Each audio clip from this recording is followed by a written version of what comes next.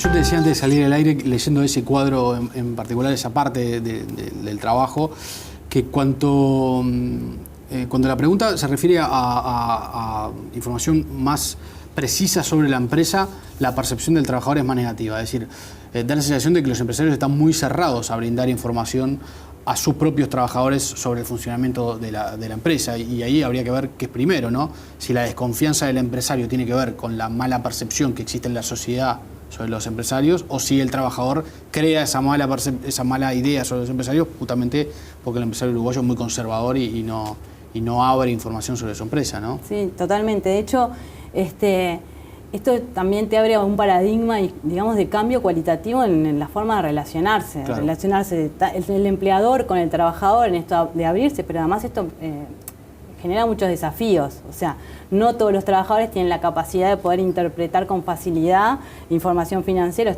Esto es, habría que ver cómo se comunica, qué información se da. O sea, sobre eso también va a haber que trabajar mucho, pero además genera todo un clima que tiene que ver con, bueno, el trato, ¿no? El trato de los directivos y los empleadores a los trabajadores, pero también el trato entre los trabajadores, ¿no? Claro. Sí, hay que ver cuánto pesa también, por ejemplo, en la sociedad uruguaya. A nadie le gusta mucho decir qué es lo que tiene y cuánto tiene, ¿no? Sí, cuánto gana tampoco. Cuánto gana. Es decir, sí, seguramente a los empresarios tampoco les gusta decir cuánto facturan por mes o por año.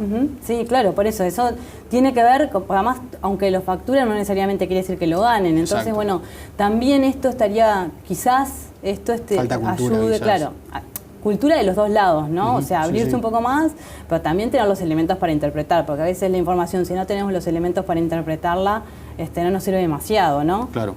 Sobre la satisfacción con el trabajo principal, a pesar de todo esto que venimos comentando, ¿cuáles son los resultados? Bueno, la satisfacción es alta, nos da en torno al 81%, es más o menos el parámetro. En Estados Unidos el valor está por esa cifra, y ahí aparecen, como vemos en la placa, algunas diferencias nuevamente interesantes entre el sector público y el privado. O sea, si bien no hay diferencias cuando sumamos los muy satisfechos con los satisfechos, sí hay diferencia cuando miramos a los que están muy satisfechos. El sector público tiene un porcentaje de trabajadores que están algo más satisfechos que los del sector privado. Y lo interesante de esto no es solamente ver este dato en sí, que es un dato estructural que es muy difícil que cambie mensualmente, digamos, sino ver cómo se relaciona esto con los elementos con otros elementos que están vinculados al trabajo, otras dimensiones. Esto es la satisfacción con la tarea, la relación con los pares, el clima de trabajo.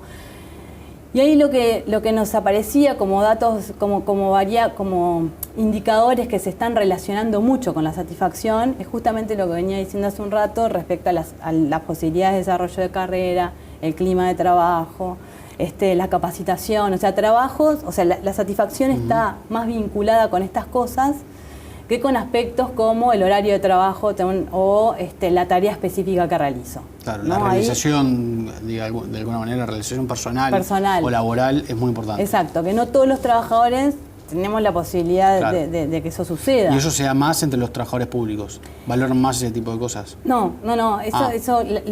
Acá hablaba que la diferencia entre el sector público y el privado tiene que ver con la satisfacción. Por el contrario, los trabajadores del sector privado no es que valoren más, sino que están algo más satisfechos con estas dimensiones, más de capacitación, desarrollo de carrera, etcétera, que los públicos que, por ejemplo, tienen una clara satisfacción con el horario de trabajo. Claro. 90% de los trabajadores públicos están muy satisfechos con su horario. O satisfecho con el horario de trabajo.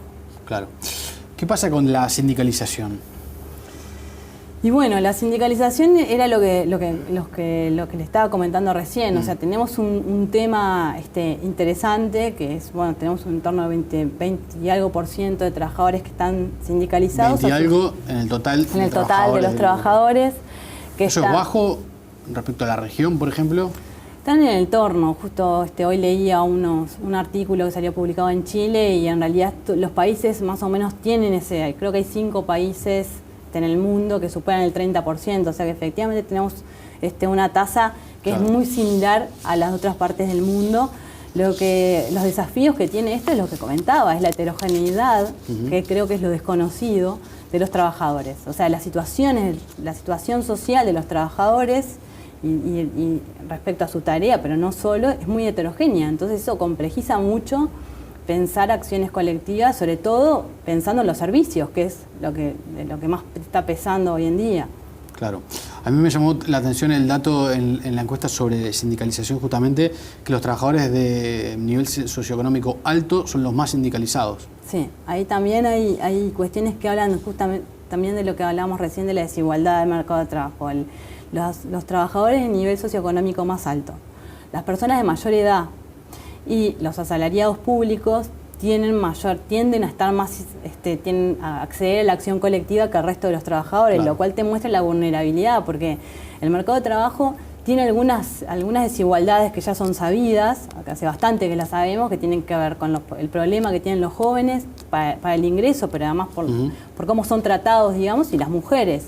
Entonces, si bien no vimos diferencias por sexo, sí vimos por edad y obviamente por nivel educativo. Y esto, pensando en una situación económica adversa, quienes quedan más desprotegidos justamente, pues no están en el marco de una acción colectiva, claro. Son los más vulnerables.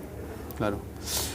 Y los privados. Y los privados también, públicos. Exacto, y los privados respecto a lo público. Pero lo que pasa es que los privados son los que pesan más, claro. en el total de trabajadores. Entonces, entre que son heterogéneos y tienen algunos problemas para generar instancias colectivas, son más vulnerables. Claro.